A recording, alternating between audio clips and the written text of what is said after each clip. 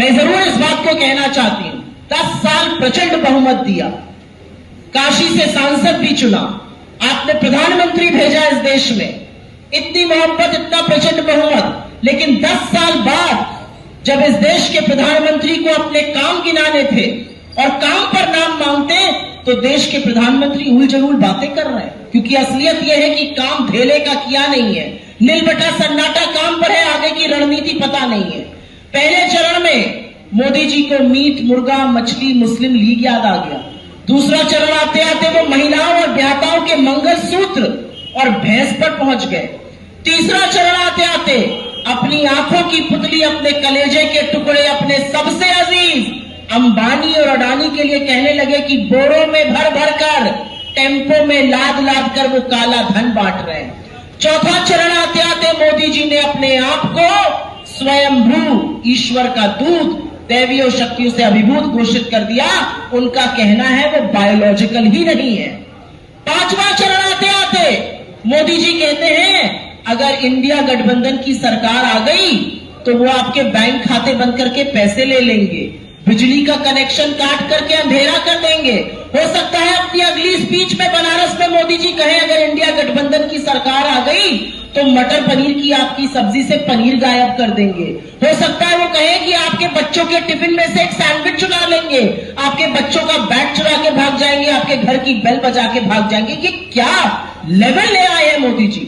और असलियत यह है कि छठा चरण आते आते इस देश के प्रधानमंत्री ने वो किया जो किसी राजनेता ने इससे पहले नहीं किया था। अपनी हारी हुई बाजी की अंतिम चालें चल रहे मोदी जी घिनौनी गंदी राजनीति पे उतर आए और मुजरा शब्द का प्रयोग इस देश के प्रधानमंत्री ने चुनावी मंच से एक बार नहीं बार बार किया। क्या हम नहीं जानते कि मुजरा औरत विशेष के लिए होता है? क्या हम नहीं जानते कि आधी आबादी का इससे बड़ा अपमान कुछ नहीं हो सकता है? किस स्तर पे मोदी जी ले आए हैं? हार जीत चुनाव में होती है, मंच से हम एक दूसरे की कटु आलोचना करते हैं, तीखे प्रहार करते हैं, आरोप प्रत्यारोप करते हैं, एक दूसरे के ऊपर लांछन लगाते हैं, लेकिन मुजरा शब्द किसी राजनेता ने इसका प्रयोग नहीं किया और इस देश का प्रधानमंत्री मुजरा शब्द का प्रयोग कर रहा है। क्या काशी की जनता, क्या आपकी संस्कृति, क्या भारतीय संस्कृति इसकी परमिशन देती है, इसकी आजादी देती है? क्या भारतीय संस्कृति को यह कबूल है कि सर्वोच्च पद पर बैठा हुआ एक व्यक्ति, बाबा विश्वनाथ की नगरी का सांसद, मुजरा शब्द का प्रयोग मंच से करे? ये सवाल काशी की जनता को इसका जवाब देना पड़ेगा, क्योंकि यह आधी आबादी का अपमान है। और मैं चाहती हूं कि आधी आबादी ऐसा सबक सिखाए नरेंद्र मोदी को कि उनको याद रहे कि आधी आबादी के बिना जिस धर्म की बात करते हैं उस सनातन धर्म में महिला को शक्ति का स्वरूप कहा गया है। यत्र नार्यस्तु पूज्यन्ते रमन्ते तत्र देवता।